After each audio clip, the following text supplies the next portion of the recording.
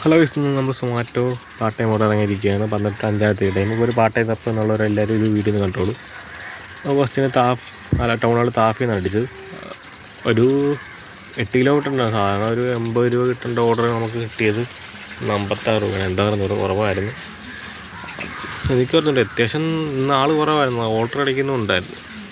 അതിനുള്ള സിസ്റ്റം. പിന്നെയും അടുത്ത ഓർഡർ 56 അടിച്ചിരിക്കുന്നത്, അത് ഒരു 7 കിലോമീറ്റർ ഉണ്ടായിരുന്നു. അതടിച്ച് നമുക്ക് കലവൂരുന്നായിരുന്നു, ക്രീം കോർണർ ഗാർഡൻ റെസ്റ്റോറൻറ്റ്. ആദ്യമായിട്ടാണ് ഇവിടെ ഒരു ഓർഡർ കിട്ടി പോകുന്നത്. എന്ന് നോക്കിയപ്പോൾ ഒരു കാം എൻവയോൺമെൻ്റ് ആണ്. നമ്മുടെ ഒരു പറയുന്ന പോലെ ചുറ്റും ഗാർഡനാണ് അവിടെ. അത്യാവശ്യം നല്ലൊരു എൻവയോൺമെൻറ്റ്, ആൾ തിരക്കും ഇല്ല, അവർ നന്നായിട്ട് പെരുമാറുകയും ചെയ്യുന്നുണ്ട്. നമുക്ക് ആ ഓർഡർ അടിച്ചിട്ട് കാഞ്ചമഞ്ചിറയായിരുന്നു, ബീച്ചിനടുത്തല്ല.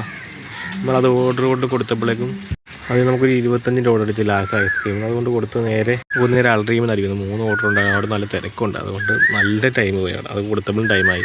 അത് നമുക്ക് അരമണയിൽ അടിച്ചത് വണ്ടാൻ ഓർഡർ ആയിരുന്നു.